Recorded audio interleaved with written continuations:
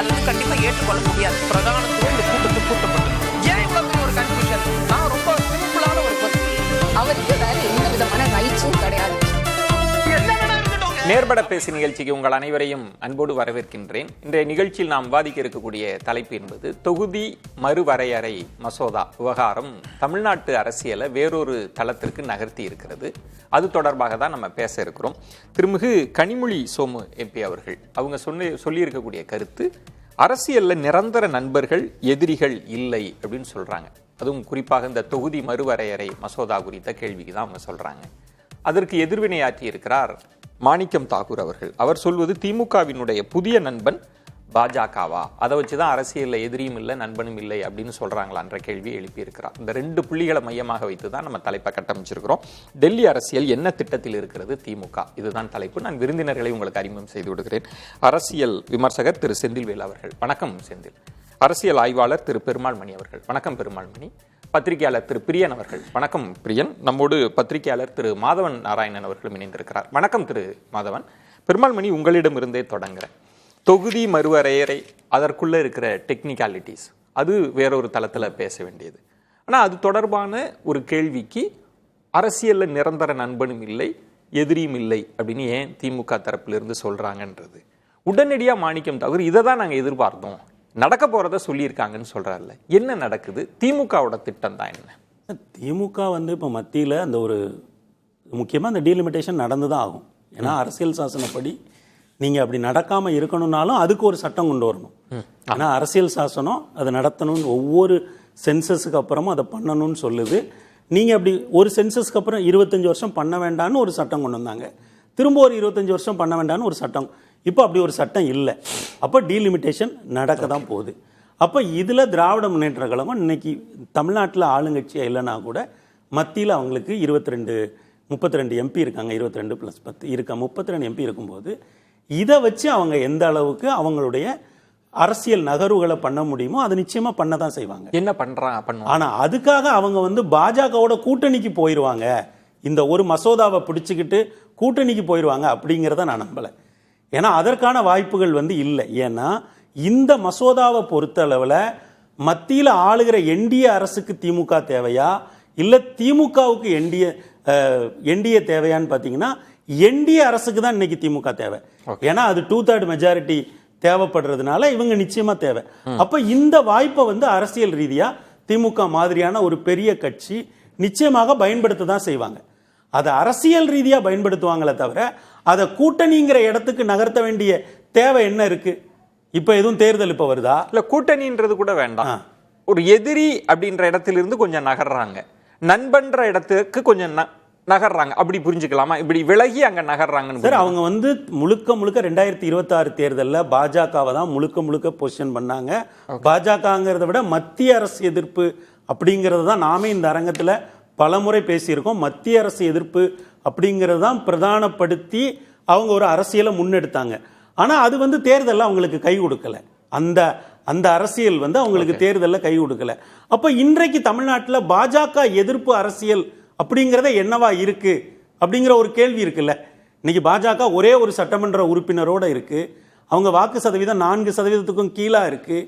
அப்போ பாஜக தாவேகாவினுடைய வருகைக்கு பிறகு, தாவேகாவினுடைய எழுச்சிக்கு பிறகு பாஜக எதிர்ப்பு அரசியல் என்னவா இருக்குன்னு திமுக தன்னை மதிப்பீடு பண்ணுமா பண்ணாதான்? இல்ல இது ஒரு சுய மதிப்பீடு தானே.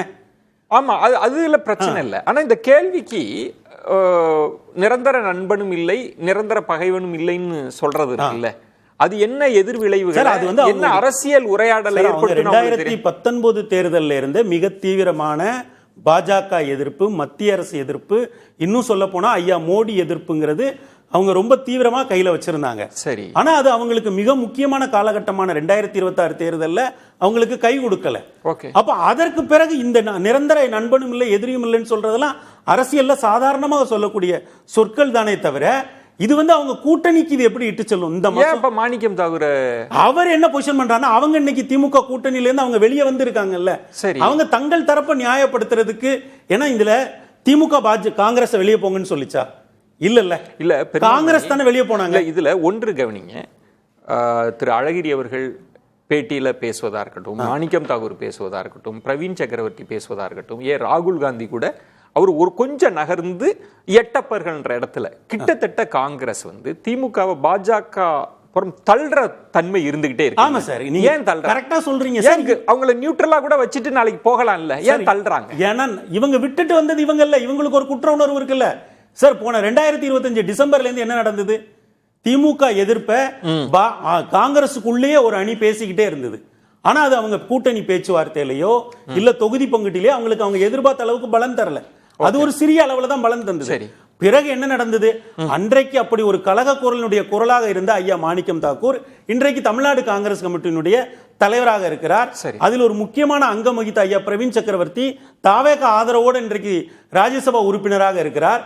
அப்ப இவங்க எல்லாம் இந்த குரல், இந்த காங்கிரசிடமிருந்து வரக்கூடிய இந்த திமுக எதிர்ப்பு குரல்ங்கிறது இன்னைக்கு வர்ற குரல் இல்ல, இது 2025 டிசம்பர்ல இருந்து இருக்கிற குரல். அதுல வித்தியாசம் என்னன்னா, காங்கிரஸ் திமுகவை எதிர்க்குது, எங்களை சரியா நடக்கலன்றது வேற.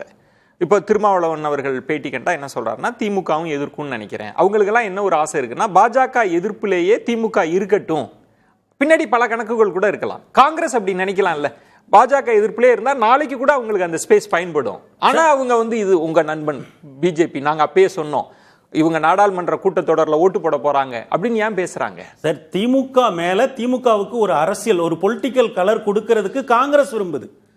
காங்கிரஸ் விரும்புகிற பொலிட்டிக்கல் கலரை எப்படி திமுக எடுக்கும்? தமிழ்நாட்டில் யார் பெரிய சக்தி? அல்லது நரேட்டிவ் பாலிடிக்ஸ்ல யார் பெரிய ஆளு?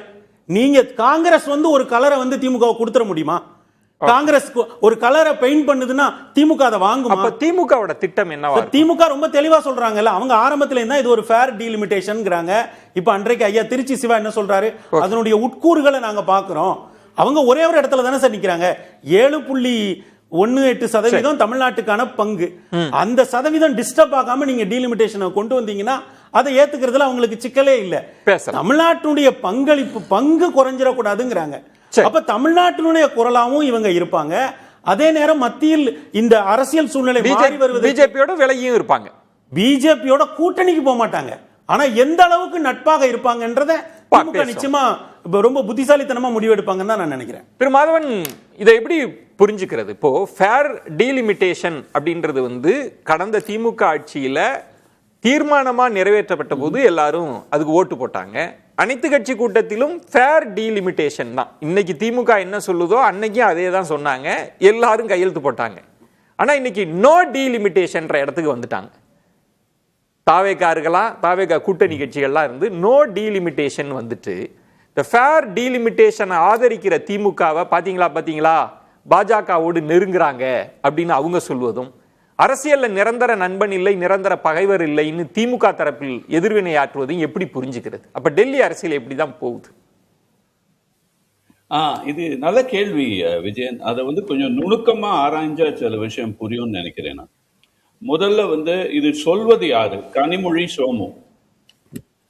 அரசியல்ல யாரு சொல்றாங்கிறது முக்கியம். கனிமொழி சோமு ரொம்ப மூத்த தலைவர் கிடையாது, ஒரு எம்பி.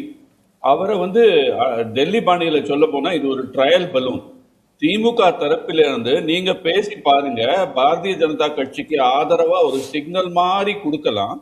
அதுல திரு பெருமாள்மணி சொன்ன மாதிரி கூட்டணிங்கிறது அவசியம் இல்லை, பல விதத்துல கட்சிக்கு அவங்க உதவுறதுக்கு, மறைமுகமாக உதவுறதுக்கும் சான்ஸ் இருக்கு.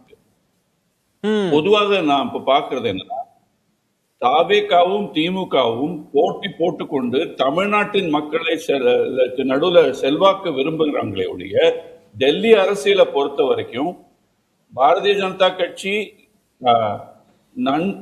நல்லது பண்ணாட்டாலும் தீமை பண்ணாம ஒரு விதத்துல மறைமுகமாக தனக்கு சாதகமாக இருக்குமா என்பதுதான் அவர்களுடைய ரெண்டு கட்சிகளோடும் போக்கு இருக்கு.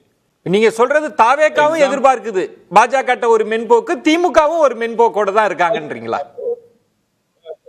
எடுத்துக்காட்டா சொல்றேன், இந்த வந்தே மாத்திரம் ஆளுநர் சொன்னார்னு தமிழ் தாய் வாழ்த்துக்கு அதுக்கு முதலிடம் கொடுத்தது, அது ஒரு சிக்னல். அவங்க தாவேகாவா இருந்தாலும் திமுகவா இருந்தாலும் பாரதிய ஜனதா கட்சிக்கு, மத்திய அரசுக்கு, ஒன்றிய அரசுக்கு ஒரு சிக்னல் சொல்றாங்க. அந்த சிக்னல்ல என்னன்னா, நாங்க கொஞ்சமா இப்படி நகர்றோம், நீங்க எப்படி நகர்றீங்கன்னு பாக்கலாங்கிறது தான் இது. அது டீலிமிட்டேஷனுக்கு வருவோம். நம்ம மறுவரைவுனா என்ன அர்த்தம்னா இது அதுல முக்கியமா கவனிக்க வேண்டியது, திமுக வந்து ஒரு ஒரு முக்கியமான விஷயத்துல அவங்க இன்னும் விட்டு கொடுக்கல. தமிழ்நாட்டோட பங்கு இருக்குல்ல, மறுவரைவுங்கிறது சீட் நம்பரை கூட்டலாம். 545ல இருந்து 950 ஆக்கலாம், 1000 ஆக்கலாம். அதுல தமிழ்நாட்டுக்கும் 50% கூடி, உத்தரப்பிரதேசத்துக்கும் 50% கூடினா அதுல ப்ராப்ளம் என்னன்னா சீட் ஷேர்னு ஒண்ணு இருக்குல்ல. தமிழ்நாட்டுக்கு மொத்த இந்திய மக்களவையில எவ்வளவு பங்கு இருக்குங்கிறது குறையாம இருக்கும் பட்சத்துல திமுகவுக்கு கொஞ்சம் இப்படியும் அப்படியும் பேசினா அவங்களுக்கு வந்து பாரதிய ஜனதா கட்சியில இருந்து இங்கிலீஷ்ல சொல்லுவாங்கல்ல, பிரௌனி பாயிண்ட்ஸ் கிடைக்குங்கிற ஒரு நம்பிக்கையோ எதிர்பார்ப்போ இருக்கு. நீங்க சொல்றது பாரதிய ஜனதா, நான் ஒரே ஒரு சின்ன குறுக்கீடு, இப்ப தொகுதி மறுவரையறை அதற்குள்ள இருக்கிற நுணுக்கங்கள் எல்லாம் விட்டுட்டு நம்ம அரசியலா பார்த்தோம்னா திமுக பாஜகவிடம் ஏதோ எதிர்பார்க்குது அப்படின்னு புரிஞ்சுக்கலாமா? ஒரு மென்போக்கா இருக்கலாம்னு நினைக்கிறாங்களா? அதுதான் நீங்க சொல்ல வரதா? ஆமா, நீங்க மென்போக்குங்கிறது தான் சரியான வார்த்தை விஜயன். மென்போக்குனா அதை வந்து எப்படி வேணா நம்ம இன்டர்பிரேட் பண்ணலாம். மென்போக்குல வந்து நீங்களும் ஒரு மாதிரி என்னை கண்டுக்காம இருங்க, நானும் கண்டுக்காம இருக்கேன், நடுநிலையில இருந்து பேசுறேன், கூட ஏதாவது மேல வேணும்னா பேச்சுவார்த்தை நடத்தலாம்னு ஒரு சிக்னல் கொடுக்கற மாதிரி எனக்கு தோணுது. அதுல வந்து முக்கியமாக அவங்க என்ன எதிர்பார்ப்பாங்கன்னா, எங்களுக்கு சாதகமாக நீங்க ஒன்னும் பண்ணாட்டாலும் முதலமைச்சர் விஜய்க்கு சாதகமாக ஒன்னும் பண்ணாம இருங்க, அப்படி இருந்தா நாங்க ஒரு மாதிரி இருப்போங்கிறது ஒரு சிக்னலா இருக்கலாம். ஆனா கூடவே இன்னொன்னு பார்க்கலாம், மாணிக்கம் தாக்கூரும் பாரதிய ஜனதா கட்சியும் பாத்தீங்கன்னா மத்திய அரசுல காங்கிரஸ் தான் பாரதிய ஜனதா கட்சிக்கு முக்கியமான எதிரி. இப்ப அதே இடத்த தமிழ்நாட்டுல தாவேகா அரசுல சேர்ந்ததுனால திமுகக்கும் ஒரு எதிரி ஆயிடுது. அப்போ எதிரிக்கு எதிரி நண்பன்கிற ரீதியில ஒரு விதமா அவங்க வந்து ஒத்துழைக்க, அதாவது அந்த டிகிரி ஆஃப் கோஆபரேஷன் சொல்லலாம், ஒத்துழைக்கிறதுலயே ஒரு டிகிரி வந்து கொஞ்சம் குறையறதுக்கு பதிலாக கூடி இருக்கு. இதுல முக்கியமா கவனிக்கணும்னா, திரு மாதவன், நம்ம போன வாரம் கூட நம்ம இதே ஒரு தலைப்பிலேயே நம்ம பேசி இருக்கோம், திமுக பாஜக காங்கிரஸ் இந்த முக்கோண விஷயத்துல என்ன நடக்குது அப்படின்னு. காங்கிரஸ் தரப்பில் இருந்துதான் மற்ற கூட்டணி கட்சிகளுக்கெல்லாம் பெரிய சந்தேகம் இல்லை, பாஜக திமுக உறவுன்னு அவங்க அப்படி போக மாட்டாங்கன்னு நம்புறோன்னு தான் விசிக இடதுசாரிகள்லாம் சொல்றாங்க. ஆனா நீங்க மாணிக்கம் தாகூரை பார்த்தா அவர் திட்ட தெளிவா சொல்றாரு, அவங்க ஓட்டு போட போறாங்கங்க, அதுதான் நான் சொல்லிட்டு இருக்கேன், இந்த நடந்துருச்சு அப்படின்றார். ராகுல் காந்தி எட்டப்பர்கள்னு எச்சரிக்கை. ஏன் காங்கிரஸ் இந்த ரோலை எடுத்துட்டே இருக்கிறாங்க? திமுக பாஜக மறைமுக உறவோ இல்ல புதிய நண்பன், ஏன் அதை சொல்லிக்கிட்டே இருக்கிறாங்க? நீண்ட நாள் பிளான் பாத்தீங்கன்னா காங்கிரஸ் வந்து தமிழ்நாட்டுல ஆட்சியில கூட்டணியில இப்ப இருக்கிற மாதிரி இடத்த கூட்டணும். ஏன்னா தென் மாநிலத்துல பாத்தீங்கன்னா காங்கிரஸ் வந்து தெலுங்கானா, கேரளா, கர்நாடகா 3 மாநிலத்திலயும் ஆட்சியில இருக்கு. தமிழ்நாட்டுல கிட்டத்தட்ட ஒரு மாதிரி பங்கீடு இருக்கு. அவங்களுடைய சபலம் என்னன்னா, வட இந்தியால காங்கிரஸின் செல்வாக்கு குறைந்த பட்சத்துல தென் இந்தியாத்துல இது தமிழ்நாட்டுல கூட்டுவதற்கு ஒரு வாய்ப்பாக காங்கிரஸ் இதை பார்க்கிறது. Okay okay. அத வந்து அதுல வந்து பாரதிய ஜனதா கட்சியை எதிர்க்கிறதுங்கிறது முதல் குறிக்கோள். இரண்டாவது குறிக்கோள், தமிழ்நாடு அரசியலுக்குள்ள தன்னுடைய இடத்தையும் செல்வாக்கையும் கூட்டுவதற்கு அதிமுகவோ அல்லது தாவேகோவோ தான் சாத்தியக்கூறு கூட தெரிகிறது. ஏன்னா ஒரு விஷயம் நம்ம அதிகமாக பேசப்படாத விஷயம் என்னன்னா, கடந்த தமிழ்நாடு தேர்தலுக்கு முன்னாடி கூட்டணி இருந்ததை ஒழிய ஆட்சியில திமுகவுக்கும் காங்கிரஸுக்கு பங்கு இருக்கல. அதனாலதான் அவங்க வெளியில வந்தாங்க. அதனால திமுகவின் நிலைப்பாடு எப்படி இருந்ததுன்னா, என்ன வச்சுதான் நீங்க, உங்களை வச்சு நான் இல்லங்கிற மாதிரி ஒரு நிலைப்பாடுல தான் அவங்களுக்குள்ள விரிசல் ஏற்பட்டது. அதை நம்ம மறந்துடுறோம். நம்ம பேசலாம், அதை ஞாபகம் வச்சு. செந்தில், இப்போ மாணிக்கம் தாகூரோட பேச்சை எப்படி பார்க்கறது? கனிமொழி சோமு அவர்கள் சொன்னதை எப்படி புரிஞ்சுக்கிறது, எப்படி பார்க்கறது? அதுக்கு முன்பாக மணியும் நானும் தேர்தல் முடிவுகளுக்கு பிறகு இப்போ தான் முதல் டிபேட்டில் உட்காந்துருக்குறோம். தேர்தலுக்கு முன்பாக தாவேகா ஆட்சிக்கு வரும் என்பதை ஊடக விவாதத்தில் மிக உறுதியாக நம்பிக்கையோடு அதை சரியாக கணித்து சொன்னார் அவர் மட்டும்தான். நானே அதில் முரண்பட்டேன். அவருக்கு என்னுடைய வாழ்த்துக்களை சொல்லிக்கிறேன். ஏன்னா அதுக்கப்புறம் நானும் மணி இன்னைக்கு தான் சந்திக்கிறேன், அதை சொல்லிட்டு வந்துடுறேன். சார், நீங்கள் கேட்ட ரொம்ப முக்கியமான கேள்வி. எனக்கு ஒரு தகவல் டெல்லியிலேருந்து கிடைச்சிருக்குது. பெட்ரோலினுடைய விலையை 150 ரூபாய் வரை உயர்த்துவதற்கு பாஜக அரசு திட்டமிட்டிருப்பதாகவும் அதை ஆதரிப்பதற்கு காங்கிரஸ் தயாராக இருப்பதாகவும் எனக்கு ஒரு தகவல் வந்திருக்குது. இந்த நிமிடம் வரைக்கும் அதை காங்கிரஸ் மறுக்கலை. அதை எதிர்த்து ஒரு ஆர்ப்பாட்டம் அறிவிக்கல, போராட்டம் அறிவிக்கல, ஒரு அறிக்கை கூட வரல. நான் வெளிப்படையா பச்சையா குற்றம் சாட்டுறேன். காங்கிரஸ் பாஜகவிற்கு துணை போகிறது. அது மட்டுமல்ல, அரிசி 20 ரூபாய் கிலோ ஏறி இருக்கு. காங்கிரஸ் அதை இந்த நிமிடம் வரைக்கும் கண்டிக்கல. ஈரான் போர், அப்புறம் பாலஸ்தீன இஸ்ரேல் பிரச்சனை, அதை பத்தி சில முக்கியமான விஷயத்தை இன்னைக்கு நம்ம தலைப்புல நம்ம சேர்த்துக்கணும்னு நான் உங்ககிட்ட பணியோட கோரிக்கை வைக்கிறேன். ஏன்னா பாலஸ்தீன விவகாரத்தில் காங்கிரஸ் அரசினுடைய நிலைப்பாடு என்ன? அதை பத்தி ஏதாவது ஒரு கூட்டம் கூட்டியிருக்கா இப்ப காங்கிரஸ்? அனைத்து கட்சி கூட்டம். இப்ப பாலஸ்தீனத்தில் காங்கிரஸ் அரசு இந்திரா காந்தி காலத்தில் எடுத்த அதே முடிவோடு தான் இப்பொழுது இருக்கிறதா, அல்லது பாஜகவின் நிலைப்பாட்டிற்கு துணை போகிறதா? இந்த விஷயத்துக்கெல்லாம் காங்கிரஸ் தரப்புல நீங்க யாரையாவது கூப்பிட்டுருந்தீங்கன்னா நம்ம கண்டிப்பா என்ன செஞ்சிருக்கோம். காங்கிரஸ் தரப்புல என்ன சொல்றாங்கன்னா, இப்போ திரு கே.எஸ். அழகிரி அவர்கள் கூட என்ன சொன்னாங்கன்னா, பாஜகவோடு கூட்டணி வைக்காத ஒரே கட்சினா அது நாங்க தான். இல்லையா, நாங்க ஒரு முறை கூட களங்குலுக்கி கிடையாது. யார் சொன்னா? திமுக வாஜ்பாயோட இருக்காங்க, மோடி கூட நல்லவர்னு சொல்லிட்டு போவாங்க. நாங்க ஒரு நாளும் சமரசம் செய்து கொள்ள அப்படி கிடையாதுங்கிறேன். அதுதான் சொல்றேன். ஜிஎஸ்டி மசோதாவை பாஜக கொண்டு வந்துச்சு, காங்கிரஸ் ஆதரிச்சு தானே வாக்களிச்சது. முன்னேறிய வகுப்பினருக்கான இடஒதுக்கீட்டை பாஜக கொண்டு வந்துச்சு, காங்கிரஸ் ஆதரித்து தானே வாக்களித்தது. இப்ப முன்னேறிய வகுப்பினருக்கான இடஒதுக்கீட்டினால் தமிழ்நாட்டினுடைய இடஒதுக்கீடு உரிமைகள் பறிபோகின்றன. இதை பத்தி இப்ப காங்கிரசுடைய நிலைப்பாடு என்ன? இப்ப நீங்க அப்போ ஏன் காங்கிரஸ் இந்த குற்றச்சாட்டை வைக்குதுன்னு நினைக்கிறீங்க? நீ இதெல்லாம் தள்ளி வச்சுட்டு எதெல்லாம் தெளிக்கணும்? இப்ப நீங்க சொன்ன விஷயம் இல்ல, அதெல்லாம் மறுக்கவே இது பிரச்சனையா இல்லையா? எல்லாமே பிரச்சனை. இதை பத்தி எல்லா இஷ்யூஸும் இதை பத்தி கேட்கறதுல ஒரு நிமிஷம். பெட்ரோல் விலை ஏறப்போகிறதை பற்றி ஏன் காங்கிரஸ் எந்த கண்டன ஆர்ப்பாட்டத்தையோ கண்டன அறிக்கையோ கொடுக்கல நீங்க நினைக்கிறீங்க? இல்ல, இப்ப நான் ஒரே ஒரு கேள்வி. ராகுல் காந்தியினுடைய பாஜக எதிர்ப்புல அப்படி அவர் ஒரு பின்னடைவு இருக்கு, அப்படி சரியா இல்ல நீங்க சொல்ல? ஆமா சார். அப்படின்னா இப்ப பெட்ரோல் விலை உயர்வு வரப்போகிறதுங்கிற தகவல் வந்திருக்கு, அவங்க கண்டன ஆர்ப்பாட்டம் நடத்தணுமே. மோடி எதிர்த்து ஒரு ட்வீட் கூட போடல ராகுல் காந்தி. ஏன் போடல? அப்போ பாஜகவும் காங்கிரஸும் வரவும் நான் சொல்றேன். அப்படிதான் திமுக பாஜக பேசுறத புரிஞ்சுக்கணுமா? அதான விளக்கம். அப்புறம் நான் என்ன கேட்கிறேன், இந்த இன்னைக்கு காங்கிரஸ் சார்பில் யாராவது இந்த அவையில இருந்தா அடுத்த கேள்வி என்ன கேட்டிருப்பாங்க? என்ன தகவல், யார் சொன்னா, ஏதாவது வந்திருக்கா? பெட்ரோல் விலையை உயர்த்திட்டாங்களா? இல்ல, நீங்க சொன்ன மாதிரி சோமு அவர்கள் சோமு சொல்லியிருந்தா. இல்ல, ஒரு நிமிஷம் நான் சொல்லிடுறேன். அவங்க கேள்விக்கு நான் விளக்கத்துக்கு வந்துடுறேன். ரொம்ப தெளிவா மிகச்சரியாக நான் இன்னும் ஒரு ரொம்ப ஸ்பீடாக உங்களுக்கு கரெக்டாக சொல்லிடுறேன்.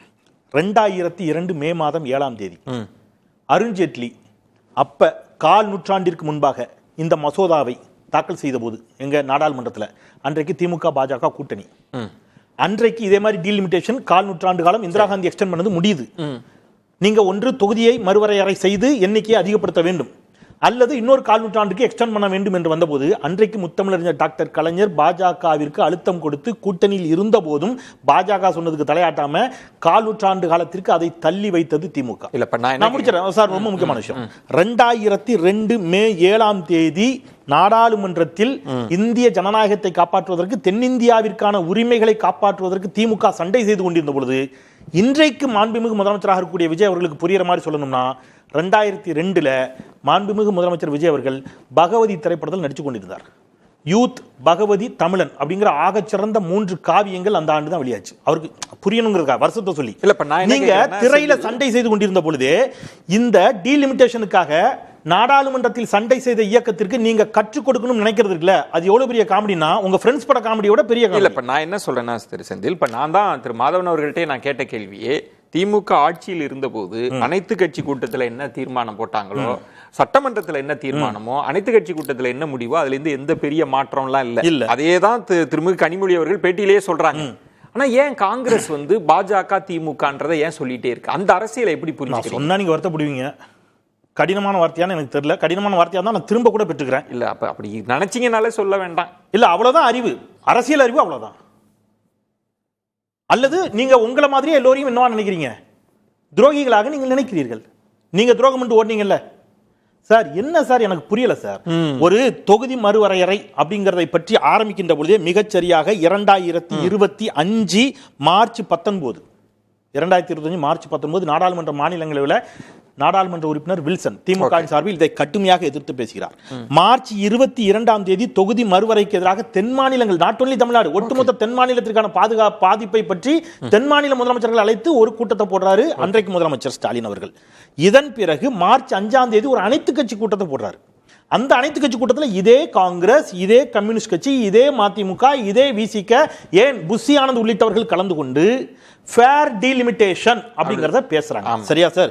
அதன் பிறகு ஏப்ரல் 17ஆம் தேதி இந்த மசோதா தாக்கல் செய்யப்பட்டு 16ஆம் தேதி தாக்கல் செய்யப்பட்டு 2026 ஏப்ரல் 17ஆம் தேதி வாக்கெடுப்பு நடந்த போது தேர்தல் பரப்புரையை கூட விட்டுட்டு அன்னைக்கு நாடாளுமன்ற உறுப்பினர்கள் அத்தனை பேர் நாடாளுமன்றத்துக்கு போய் இதை எதிர்த்து வாக்களிக்க சொன்னதோடு மட்டுமல்லாமல் கருப்பு சட்டை போட்டு தீயிட்டு அந்த மசோதாவை கொளுத்தி பாசிச பாஜகவை வன்மையாக கண்டிக்கிறேன்னு சொன்னவர் ஸ்டாலின் சொல்லி அதே நிலைப்பாடு தான் இப்போ. ஒரு நிமிஷம் சொல்லி 3 மாசம் தான் ஆச்சு. சரி, 3 மாசம் தான் ஆச்சு.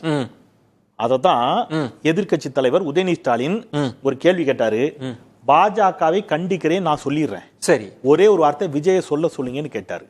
பாஜகவை கண்டிக்கிறேன், பாஜக கண்டிக்கிறேன் வேண்டாம், பா ரைட், பாஜக வேண்டாம், பா, அந்த பா மட்டும் அவர் வாயிலிருந்து வர சொல்லுங்களேன்.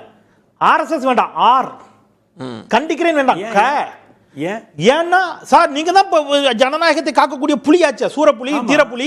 பாஜக கண்டிக்கிறேன்னு சொல்ல வேண்டியதுதானே? அப்ப இதுல ஒரு நிமிஷம் பாருங்க, அதாவது வாங்க வாங்க வாங்க வலி பேசலாம். இல்ல அவர் குறிக்கிட்டதுனால ஒரு நிமிஷம் மணி அப்பெல்லாம் வந்து பாஜகவை கண்டிக்கிறேன், ஆர்எஸ்எஸ் கண்டிக்கிறேன், அவ்வளவுதான் அவ்வளவுதான். இப்ப நீங்க ஒரு நெறியாளரா உங்களுக்கு அந்த கேள்வி தோணி இருக்கும், கேட்டுருங்க. இவங்க விருப்பம், ஒரு நிமிஷம் மணி, இவங்க விருப்பப்பட்ட போதெல்லாம் பாஜகவை கண்டிக்க வேண்டுமான்னு ஒரு கேள்வி கேட்கிறார்ல, நாங்க விருப்பப்பட்ட போது இல்ல. நீங்க கேள்வி கேட்டீங்க மணி, சரி பாருங்க, நான் ஒரு நிமிஷம் மணி, நான் உங்களை பாராட்டினதை வாபஸ் வாங்கிடுவேன், இருங்க, குறிக்கிடாதீங்க, ஒரு நிமிஷம் மணி. அது இல்ல, நீங்க விருப்பப்பட்ட போதெல்லாம் நீங்க கண்டிக்கணும் நாங்க சொல்ல, நீங்க இதுவரைக்கும் கண்டிக்கவே இல்லை. ஒன்று, அது உங்களுக்கும் பொருந்தும். கொள்கை எதிரின்னு சொல்லி ஒரு நிமிஷம், ஒரே லாஸ்ட் வார்த்தை, ஒரு வாரத்திற்கு முன்பாக, ரொம்ப நாள் இல்ல, நீங்க என்ன சொல்ல, நான் பாயிண்ட் எடுத்துக்கிறேன். நான் என்ன சம்ம பண்றேன்னா, நீங்க என்ன சொல்ல வரீங்கன்னா தாவேகா தான் பாஜக மென்போக்கா இருக்கு, அத பத்தி காங்கிரஸ் பேசுங்க.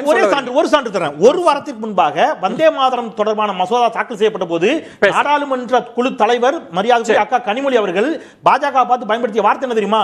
நீங்க இத மாதிரி பேசும்போது எல்லோரையும் தேச விரோதிகள் என்று சொல்லுகிறீர்கள், உங்கள் கட்சியே தேச விரோத கட்சி, நாடாளுமன்றத்தில் பதிவு பண்ண வார்த்தை. இப்படி ஒரு வார்த்தையை விஜய சொல்லுங்க. பிரியன், இப்போ என்ன சிக்கல்னா, இப்ப ஃபேர் டீலிமிட்டேஷன் செந்தில் சொன்ன மாதிரி அன்னைக்கு திமுக நேற்று திருமிகு கனிமொழி என்ன பேசுறாங்களோ அதே தான் இன்னைக்கும் நிலைப்பாடு. அன்னைக்கு எல்லாரும் கையெழுத்து போட்டாங்க.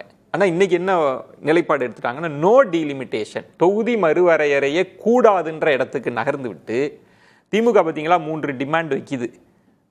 பாஜகவோடு போறாங்க, அங்க போய் ஓட்டு போட போறாங்க அப்படின்ற அந்த ஷிஃப்ட் இருக்குல்ல, இது எதுக்காக இந்த அரசியல் நடக்குது? இதன் மூலம் என்ன சொல்ல வராங்க? ஏன் காங்கிரஸ் திமுக பாஜக உறவுன்னு சொல்லிட்டு இருக்கு? எல்லாரும் ஏன் நிலைப்பாட மாத்திக்கிட்டாங்க? என்ன நடக்குது? எல்லாரும் மாத்தல, திமுக அதே நிலைப்பாடு இல்ல. நான் சொல்றது அவங்க சொல்லுங்க, நான் சொல்லிட்டு நான் அதே தான் திரும்ப சொல்றேன். இப்போ ஏன் நோ டீலிமிட்டேஷனுக்கு போயிட்டு திமுக பாஜகன்னு பேசுவதன் காரணம் என்ன? ஃபேர் டீலிமிட்டேஷன் அப்போ தீர்மானம் போட்ட போது திமுகவோட கூட்டணி கட்சிகளும் திமுகவோட இருந்தாங்க. அந்த கூட்டணி கட்சிகளே வந்து நோ டீலிமிட்டேஷன் தீர்மானத்துக்கு ஒத்துவதுறாங்க. ஏன் அது நடக்குது? திருமா போன்றவர்கள் இப்படி ஒரு ஸ்டாண்டை மாற்றுறது ரொம்ப வேடிக்கையான விஷயமா இருக்கு. ஏன்னா ஒரு கொள்கை பிடிப்புள்ள ஒரு தலைவராக இருக்காரு அவர். வந்து இப்போ பார்லிமெண்ட்லேயே ரெப்ரஸன்டேஷன் இல்லாத தாவேக்கா சொல்கிற ஒரு பேச்சை கேட்டுட்டு இவங்க வந்து ஸ்டாண்டை மாற்றுறாங்க. தாவேக்காவுக்கு ஒரு இன்ஃப்ளூயன்ஸும் கிடையாது, பார்லிமெண்ட்டில் அது ஒன்றும் பண்ண போகிறதில்ல. எதுக்காக why have change your stand? டிஎம்கேயோட கூட்டணி கட்சிகள்லாம், அது ஐயூஎம்மாக இருக்கலாம், மற்ற கட்சிகளாக இருக்கலாம், சிபிஎம் சிபிஐ எல்லாமே ஃபேர் டீலிமிட்டேஷன் தானே.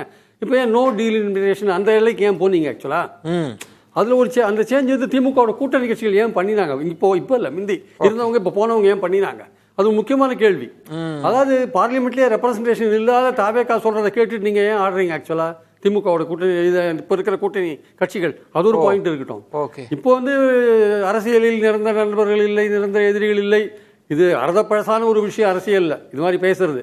அது வந்து கனிமொழி சோமு பேசுறது வந்து நம்ம எடுத்துக்கணுமா? இல்லை, கனிமொழி பேசினா எடுத்துக்கலாம், கனிமொழி சோமு பேசினா எடுத்துக்கணுமான்னு யோசிக்க வேண்டிய ஒரு விஷயம். அதே மாதிரி மாணிக் தாக்கூர் சொல்றாரு புதிய நண்பன் பாஜகன்றாரு. பாஜக திமுகவுக்கு புதிய நண்பன் இல்லையா, அது பழைய நண்பன் தான். அது அது பழைய நண்பன் தானே, 99 நண்பன் தானே. அரசியலில் சேஞ்சஸ்லாம் வருது, சூழலுக்கு ஏற்ற தான் சார் மாறும். அப்போ அப்படி இருந்தோம், இப்போ எப்படி இருந்தோம்லாம் கிடையாது. 98 ஏடிஎம்கே பாஜக ஆட்சி கவுத்த உடனே 99 டிஎம்கே போய் சேர்ந்தது. 2004 என்னாச்சு, வாஜ்பாய் விட்டு நீங்கள் நேரம் யூபிஏக்கு வந்தீங்க, சோனியா காந்திக்கு வந்தீங்க. 2013 நீங்கள் சோனியா விட்டு வெளில வந்தீங்க. 2016 மறுபடியும் சோனியாவோட சேர்ந்தீங்க. அதானே வரலாறு. ஆமா. அப்போ வரலாறு அப்படி இருக்கும்போது இப்போ நீங்கள் பாஜகவோட கிட்ட போக மாட்டீங்கிறதுக்கு என்ன உத்தரவாதம்? திமுக கேக்குறீங்க? எஸ். தாவேக்காவுக்கு இப்படி கேட்கலாமா? கண்டிப்பா தேவைக்கா பாஜக நெருக்கிறது பேசியாச்சு. திமுகவுக்கு அந்த ஆப்ஷன் இருக்கு, நெருக்கமா போறதுக்கான வாய்ப்புகள் இருக்கு சார். அதுல எந்த சந்தேகம். அந்த டீலிமிட் இப்போ ராஜா என்ன சொன்னார் தெரியுமா, அந்த டீலிமிட்டேஷனை பத்தி பேசும்போது அதை படிச்சு பார்த்துட்டு தமிழ்நாட்டுக்கு பாதகம் இல்லாமல் இருந்தால் 2 விஷயம். ஒன்று வந்து நீங்கள் வந்து 71 543 மெயின்டைன் பண்ணுங்க. அதை நீங்கள் ஏற்றினீங்க வச்சுக்கோங்க. 750 ஏற்றினீங்கன்னா 7.18%. மணி சார் சொன்ன மாதிரி அந்த 7.18% போடுங்க. இல்லை எல்லாருக்குமே ஆவரேஜாக 50-50 ஏற்றுங்க. ஆவரேஜாக 50-50 ஏற்றினீங்கன்னா 80 இருக்கிற யூபிக்கு ஒரு 40 போனால் 120 ஆகும்.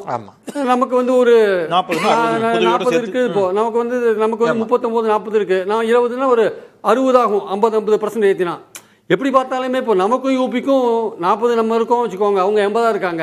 நம்ம 60 போகும்போது அவங்க 120 போவாங்க. அந்த ப்ரொபோர்ஷன் அப்படியே தான் இருக்கு. அதுல ஒன்றும் பெரிய டிஃபரன்ஸ்லாம் ஒன்று இருக்கிற மாதிரி எனக்கு தெரியல. அந்த ப்ரொபோர்ஷன் அப்படியே தான் மெயின்டைன் ஆகுது. நம்ம பாயிண்ட் என்னன்னா, திமுக வந்து தமிழ்நாட்டுக்கு பாதகம் இல்லாமல் ஏதோ ஒரு விஷயம் நடந்தா நாங்க ஒத்து போன்ற லெவல்ல தான் இருக்காங்க.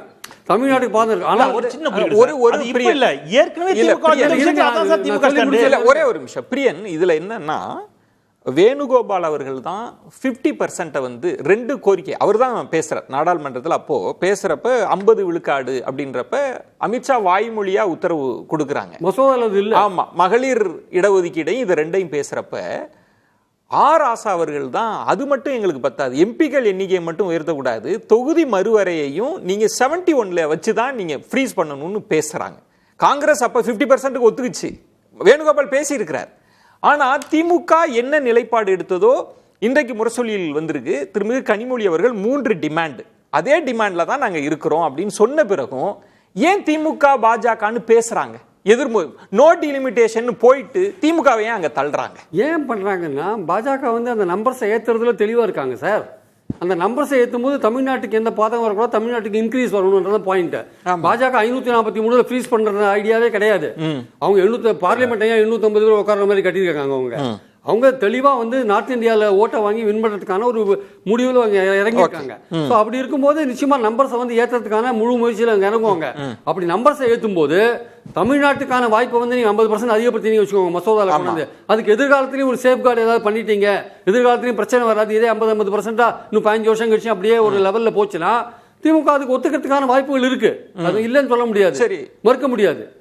அது முந்தைய நிலைப்பாடு தானே சார், அவங்களோட டிமாண்ட். நான் படிக்கிறேன் சார், ஒரே ஒரு விஷயம் தான். அந்த முந்தைய நிலைப்பாடும் இப்போ வந்து நோ டிலிமிட்டேஷன்ஸோட தாவேக்கான நிலைப்பாடு வேற வேற தானே. அந்த இடத்துல சார் மாறினது செந்தில் அவர்கள் சொன்ன மாதிரி திமுகவிடம் கூட்டணி கட்சிகளா இருந்தவர்கள் தான் நோ டிலிமிட்டேஷனுக்கு மாறி இருக்கிறாங்க. திமுக அன்னைக்கு என்ன டிமாண்ட் வச்சுச்சு? 7.18 மெயின்டைன் பண்ணணும், அது மெயின்டைன் பண்ணணும். எம்பிக்கள் எண்ணிக்கை உயர்வு எல்லாரும் பேசுறது 50%, அது ஓகே. அது எது பேஸ் பண்ணி 71. அடுத்து ப. சிதம்பரம் அவர்கள் தான் சொன்னாங்க, இன்னைக்கு ஏத்திட்டு போயிருவாங்கப்பா, திரும்ப தொகுதிகள் மறுவரையறை பண்ணுவாங்கல்ல கமிட்டி பண்றப்ப நமக்கு குறைஞ்சிரும்ன்றப்ப அதுக்கும் 71, அதையும் டிமாண்ட்ல வைக்கிறாங்க. அடுத்து இதை ஃப்ரீஸ் பண்ணுங்க 30 வருஷம்னு. இதுல எங்க திமுக மாறினதா இல்ல? இது இல்லாம பெண்களுக்கான 33 விழுக்காடு எல்லாத்தையும் எங்க திமுக மென்போக்கு? திமுக எங்கேயுமே மாறல சார். பாஜகவோட மாற்றம் தான் இங்க இருக்கு. ஆக்சுவலா திமுக மாறுறது இல்ல, பாஜக மாறுது. திமுக மாறுதுன்னு சொல்ல வரல, பாஜக மாறுது. தமிழ்நாட்டில் உள்ள அரசியல் சூழல் மாறி இருக்கு, அவ்வளவுதான். என்ன சூழல் மாறுது? இங்க வந்து பாஜக எதிர்ப்புன்ற ஒரு விஷயத்தை திமுகவோட நாங்க தான் கையில் எடுக்கணும்ன்ற விஷயத்த இவங்க பண்ண பாக்குறாங்க. யாரு? தாவேக்கா பண்ண பாக்குறாங்க. அந்த விஷயத்துல தான் வந்து திமுக வந்து பாஜகவை நோக்கி தள்ளுறாங்க. பாஜகவை நோக்கி பாஜக இந்த மசோதா ஆதரிக்க நீங்க சொல்றதுல ஒரே புள்ளி, நாங்க தான் திமுக பாஜக எதிர்ப்புல ஜவாப்தாரி, நாங்க தான் இருக்க விரும்புறோம், திமுக இருக்க கூடாது புஷ் பண்றாங்க. நம்ம இப்பதான் அரசியலா நம்ம நகர்ந்து இருக்கோம். இல்ல நான் டெக்னிகாலிட்டிஸ் வேண்டாம், இல்ல டெக்னிகாலிட்டிஸ் இல்ல, ரொம்ப முக்கியமான பாயிண்ட். இல்ல பிரியன் வந்தோனே நான் வரேன். நான் அரசியலா பிரியன் மாதவன் அதை தொட்டு காட்டினார். நாங்க இந்த பாஜக எதிர்ப்பு ஓட் பேங்குக்கு நாங்க தான் ஜவாப்தாரியா இருக்கோம். ஆமா, திமுக கிளைம் பண்ண கண்டிப்பா கிடையாது. புஷ் பண்ணி தள்ளுவோம். அந்த புஷ் தான் அவங்க போறாங்க. ஆக்சுவலா திமுகவுக்கு என்னன்னா ரெண்டு எதிரி அட் அ டைம் டீல் பண்ண முடியாது. அவங்க கொஞ்சம் சாஃப்டா போக விரும்புறாங்க பாஜகவோட.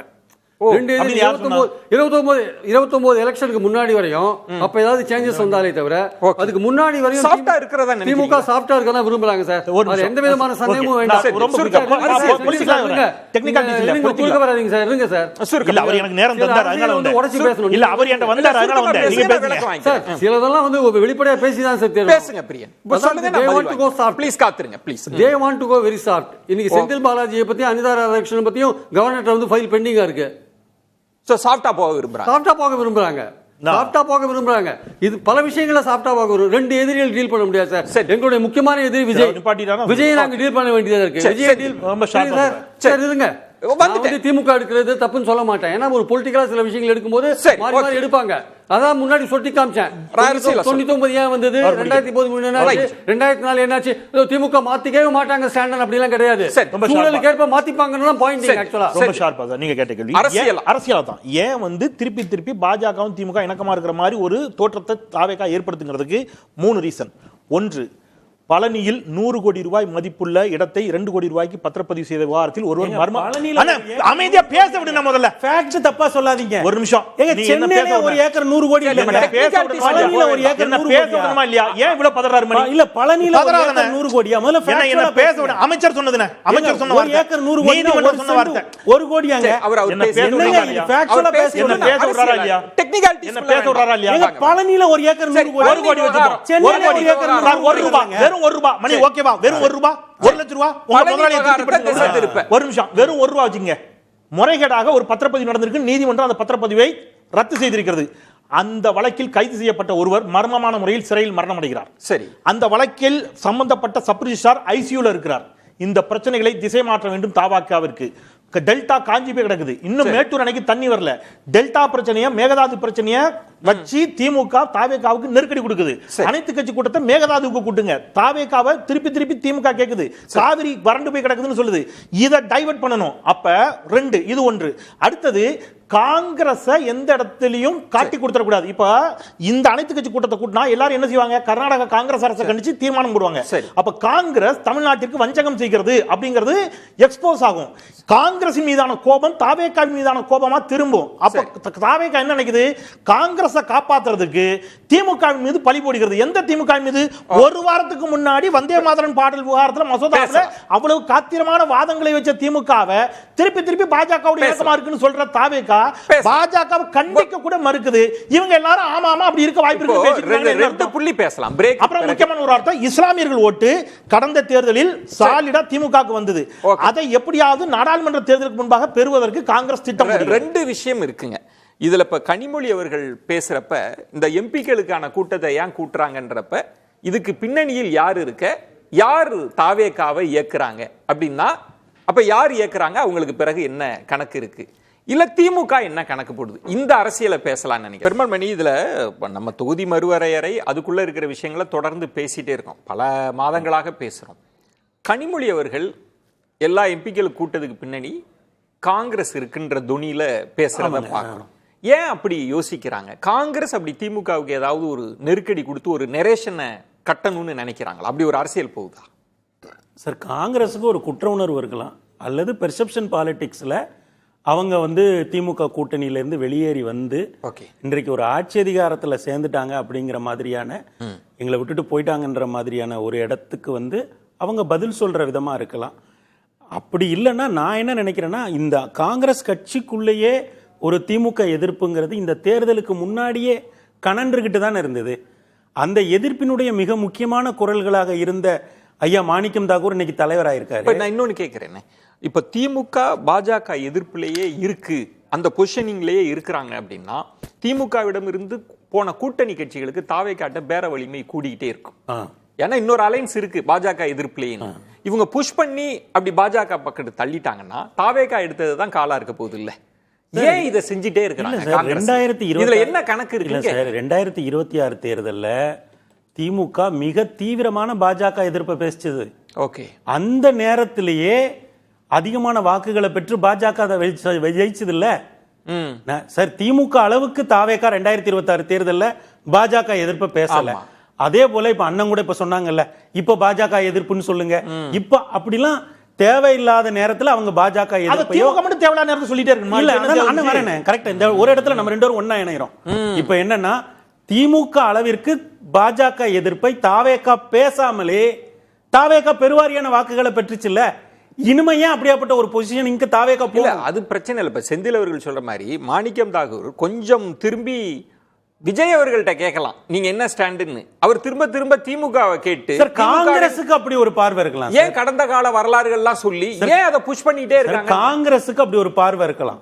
காங்கிரஸ் அப்படியாப்பட்ட ஒரு, நான் அதனாலதான் சொல்றேன், இது இந்த குரல் இந்த காங்கிரஸ் அது வந்து இல்ல. இப்ப பிரியன் சொன்ன மாதிரி வாக்கு வங்கி அரசியல்ல திமுக அவங்க ஒரு ஷேர் எடுத்துடக்கூடாது. அவங்க போயிரட்டும் பாஜகவோடு, நம்ம இந்த அலைன்ஸோட. அதுதான் அதுக்காக இந்த தாவேகா தன்னந்தனியா இருந்து கூட்டணி பலத்தோட இருந்த தீவிர பாஜக எதிர்ப்புல இருந்த திமுகவையே வீழ்த்தி இருக்கு.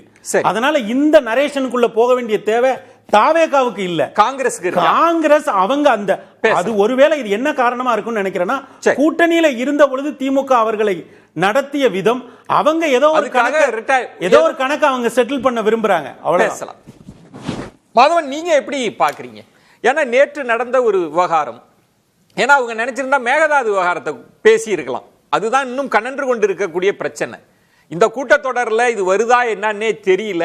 அப்படி ஒருவேளை அந்த தொகுதி மறுவரை வந்ததுன்னா எல்லா கட்சியும் கூப்பிட்டு பேசுவாங்க. டிராஃப்ட் வரல. டிராஃப்ட் எதுவுமே வராததுக்கு முன்னாடி ஸ்டாண்டு மாத்துறாங்க. நோ டீலிமிட்டேஷன் 543 மாத்தவே கூடாது. ஃபர்ஸ்ட் ஸ்டாண்ட் எடுத்துக்கிட்டாங்க. ரெண்டாவது பாருங்க, திமுக முன்பு கேட்டதுதான் அதே கோரிக்கையை வச்சா கூட ஆதரிச்சிட்டாங்க. பாத்தீங்களா, நீங்க பிஜேபி தான் உங்க நண்பன். இதெல்லாம் ஏன் இந்த அரசியல் நடக்குது? ஆமா, அதனால கேள்வி. அதுக்கு முன்னாடி நான் திரு செந்தில் சொன்னதை பத்தி ஒண்ணு சொல்ல விரும்புறேன். டெல்லியில உட்காந்துருக்கேன். இங்க ஊடகத்துல ஹிந்தி இங்கிலீஷ் ஒரே இடத்துல பெட்ரோல் விலை கூடுறத பத்தி ஒரு விதமான செய்தியும் கிடையாது. இதை ரொம்பவே மிகைப்படுத்தி சொல்லப்பட்ட விஷயம். இதுக்கு ஒரு ஆதாரமும் இல்லைங்கிறது. ஐயா நல்லதியா, அதுக்கு தான் சொன்ன. மன்னிக்கணும், ஒரு சின்ன குறுக்கீடு. இங்க அமைச்சர் ஆதவர்ஜுனா அதே மாதிரி சட்டப்பேரவையில் சொன்னாரு, டெல்லியிலிருந்து ஒரு தகவல் வந்தது, இந்த மாதிரி மறுசீரமைப்பு தொடர்பாக பாஜக மசோதா கொண்டு வரப்போகுது, அதை திமுக ஆதரிக்க போகுதுங்கிற மாதிரி ஒரு தகவல் வந்துச்சுனாரு. அந்த மாதிரி தகவல் ஏதாவது ஹிந்தியிலாவது, அந்த மாதிரி தகவல் ஏதாவது ஹிந்தியிலாவது இங்கிலீஷ்லயாவது வந்திருக்குதாயா? நல்ல கேள்வி. அது நீங்க இது ஆதர் அர்ஜுனா சொன்ன ஒரு விஷயத்த நீங்க கேட்டீங்கன்னா இன்னொத்தையும் கேட்க வேண்டியதுதான். இது அரசியல். இது சதுரங்கத்துல காய்களை நகர்த்திட்டு இருக்கீங்க எல்லாரும். திமுகவா இருந்தாலும் தாவேகா. இல்ல திரு மாதவன், அது ஒரே ஒரு கேள்வி. நாங்க யாருங்க? எப்படி சார்? நாங்க ஒத்துக்கிறவங்க இல்ல. நான் வெறும் செய்தியை சொல்றேன். இல்ல அதுதான் அந்த செய்தியா பேசிட்டேன். அவர் பேசிட்டமே. அந்த செய்தி அது அந்த செய்தி உண்மையான சொல்லுங்க. திரு மாதவன், ரெண்டு செய்தியும் பொய்ன்னு சொல்லிட்டீங்கன்னா பிரச்சனை இல்லங்கறேன். வராத ஒன்றை வச்சு தாவேகா ஒரு அரசியல் செய்துங்கிறது சொல்றதா என்னுடைய நோக்கம் சார். அவ்வளவுதான். நீங்க அவர் செந்தில் என்ன சொல்ல வராருன்னா, திரு மாதவன், நான் திரும்ப ஒரே ஒரு புள்ளி. பாஜக எதிர்ப்புல திமுக முன்பிருந்த அதே நிலையில தான் இருக்கு. எதுக்காக திரும்ப திரும்ப இந்த சந்தேகத்தை கிளப்புறாங்கன்றதுதான் ஒரு கேள்வி. அது நுணுக்கத்தை ஆராயணும் விஜயன். அவங்க இவர் அழகா பெருமாள் மணி சொன்னார், பர்செப்ஷன் பாலிடிக்ஸ். அது பிம்ப அரசியல்னு பாத்தீங்கன்னா பாரதிய ஜனதா கட்சி பக்கம் சாயலிய ஒழிய சாயறதுக்கு ஒரு விதமான சாத்தியக்கூறு அல்லது பேச்சுவார்த்தைக்கு ஒரு விதமான சாத்தியக்கூறு இருக்குங்கிற மாதிரி ஒரு நிலைப்பாடை திமுக வெளிப்படுத்துகிறது. இது மட்டும் யார் சொன்னா உங்களுக்கு? யார் வெளிப்படுத்தினா? இல்ல அத கேட்டா தாவேகா பத்தி கேட்டா நான் சொல்ல மாட்டேங்கிறாரு. இல்ல அவரோட கருத்தை சொல்றேன். எனக்கு தெரியல. அவர் திமுக சொல்லினார். திமுகனாரு. இல்ல இல்ல அவர் அப்படிதான் சொன்னார். அவர் கருத்தை சொல்ல. இல்ல கருத்து அப்படி ஒரு நிலைப்பாடுனாரு. இல்ல கருதுறேன்னு சொல்ல. இல்ல நான் செய்தி வேற, இன்டர்பிரேஷன் வேற. முதல்ல சொன்னது செய்தி, இப்போ சொல்றது இன்டர்பிரேஷன். இது என்னுடைய தனிப்பட்ட கருத்து அல்லது ஆராய்வு. Okay okay. திமுக இந்த கனிமொழி சோமு மூலமாகவும் மற்ற சில அந்த டீலிமிட்டேஷன் பத்தி உள்ள சில நிலைப்பாடுகளினாலையும் ஒரு விதமான சிக்னலை சொல்லுகிறது. அதாவது நாங்க தமிழ்நாட்டுக்கு எதிராக ஒன்றும் பண்ணவில்லையே ஒழிய பாரதிய ஜனதா கட்சியோட ஒரு பக்கமாக ஒரு சாய்வு இல்லாவிட்டாலும் பேச்சுவார்த்தைக்கு ஒரு ஆதாரமாக ஒரு சிக்னலை கொடுக்கிறோங்கிறது தான் நான் நினைக்கிறேன். இப்ப தாவேகாவுக்கு வருவோம். தாவேகாவை பத்தியும் நம்ம பேசியே ஆகணும். இதுல நீங்க சொன்ன பாயிண்ட் ரொம்ப முக்கியம். டீலிமிட்டேஷன் நோ டீலிமிட்டேஷன் தாவேக்கா சொன்னா இன்னைக்கு தாவேக்காவுக்கு கட்டாயம் என்னன்னா அரசியல் கட்டாயம் பிசிகா அது இந்திய கம்யூனிஸ்ட் கட்சி எல்லாம் இப்ப வந்து தாவேக்காவோட கூட்டணியில இருக்கிறதுனால அவங்களையும் கூட நடத்தி செல்ல வேண்டிய கட்டாயம் தாவேக்காவுக்கு உண்டு. இது கொள்கை அரசியல் வேற, ஆட்சி அரசியல் வேற.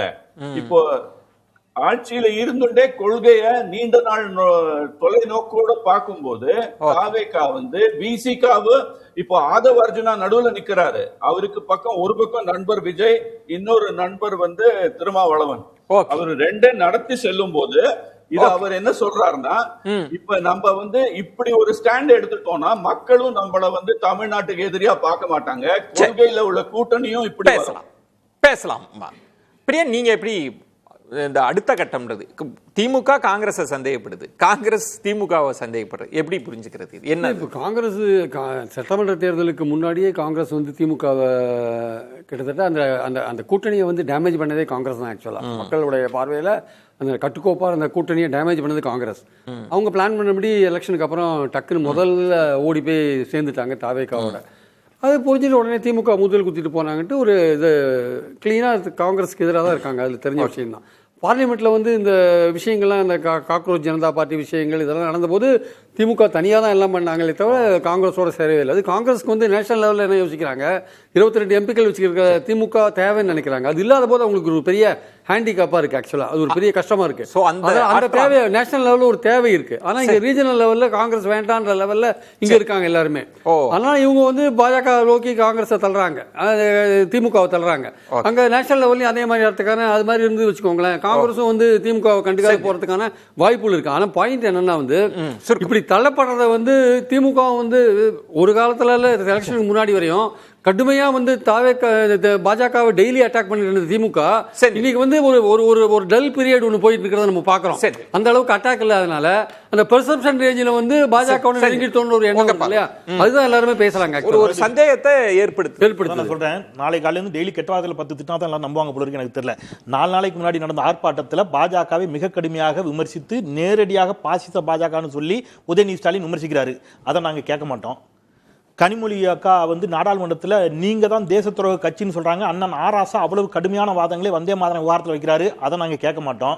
ஆனால் சட்டமன்றத்தில் முதலமைச்சர் அவர்கள் ஐயா பேசின பொழுது, ஐயா மாதவன் நாராயணன் பேசின பொழுது சொன்னார், கனிமொழி சோமு அவர்கள் சுட்டிக்காட்டியே சொன்னார், கனிமொழி சோமு கட்சியில் என்ன பொறுப்பில் இருக்காங்க நீங்க வச்சுக்கோங்க. ஆனால் விஜய் அந்த கட்சியில் என்ன பொறுப்பில் இருக்காரு? அவர் சட்டப்பேரவையிலே சொன்னாரு, எல்லாவற்றிற்கும் தேவையில்லாமல் கடந்த திமுக ஆட்சியில் மத்திய அரசோடு சண்டை போட்டது போல் நாங்கள் போட மாட்டோம். இணக்கப்போக்கோடு அணுகி நாங்கள் தேவையானவற்றை தமிழ்நாட்டுக்கு பெற்று வரும். இணக்கப்போக்கோடு மத்திய அரசோடு இருப்போம்னு சொன்ன விஜய் பாஜகவை எதிர்பார்க்கிறார். நிர்வாக ரீதியா மாநில மத்திய அரசு மாநில அரசு நிர்வாகம் பேச விட மாட்டேன். சரி ரொம்ப ஒரு நிமிஷம் இல்ல என்ன பேச விடு. சுருக்கமா டைம் பிரேக் இல்ல. நிர்வாக ரீதியாக வந்தே மாதரம் மசோதாவை திமுக கடுமையாக எதிர்த்தது. ஃபேர் டீலிமிட்டேஷன் என்பது திமுகவின் தொடக்க கால கொள்கை. அதே உறுதியா இருக்கிறோம் அவங்க இருக்காங்க.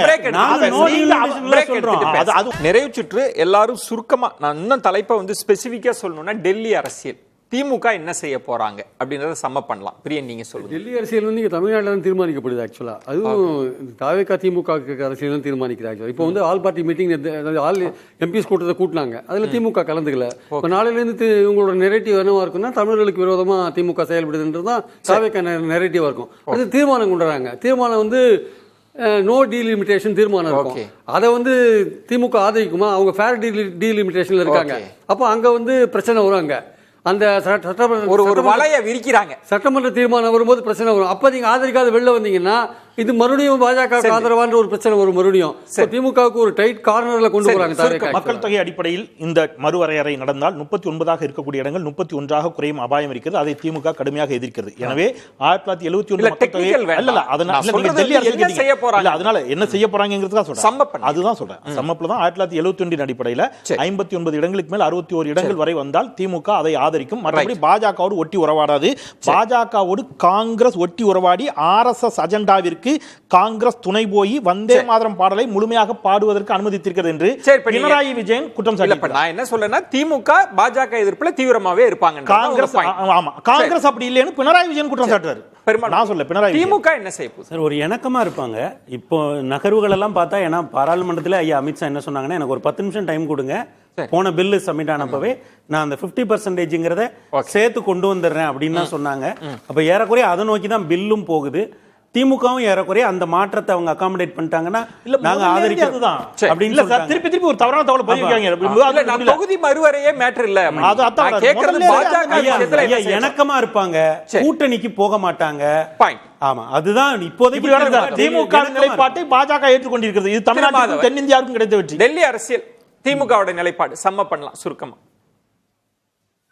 திமுகவோட நிலைப்பாடு எப்படின்னா, சீட்டு நம்பர் கூடிடுச்சுன்னா மக்களவையில அதுல தமிழ்நாட்டுக்கு ஒரு நஷ்டமும் கிடையாது. டீலிமிட்டேஷன் வந்து அந்த ஷேர் குறைஞ்சாதான் நஷ்டம். ஆனா தமிழ்நாட்டுல கள அரசியல்ல பாத்தீங்கன்னா சீட் நம்பர் கூடிச்சுன்னா திமுகவுக்கு வெற்றி வாய்ப்பு கூடுறதுக்கு சான்ஸ் இருக்கு. அதனால அவங்க கள அரசியலே மனசுல வச்சுட்டு பண்றாங்கன்னு நான் நினைக்கிறேன். கூடவே நிலைப்பாடுல தாவிக்காவும் நாங்களும் ஒன்னே இல்லங்கிற காட்ட ஒரு பிம்ப அரசியலும் இருக்கு. இது 2002 இருந்தா, கலைஞர் ஆட்சி காலத்துல இருந்தா. தமிழ்நாட்டின் உரிமை சீட்டு நம்பிக்கைக்காக பேசினா என்ன பண்றது? Okay, one nation one election இருக்கு, அதுவும் திமுக ஒரு பார்வை வச்சிட்டு இருக்குது. சரி, பாப்போம் என்னன்னு பொறுத்திருந்து பார்க்கலாம். விருந்தினர்களுக்கு என்னுடைய நெஞ்சம் நிறைந்த நன்றிகளை தெரிவித்துக் கொள்கிறேன். மற்றொரு தலைப்புல சந்திக்கலாம். நன்றி. அது கண்டிப்பா ஏற்றுக்கொள்ள முடியாது. பிரதான கூட்டப்பட்டு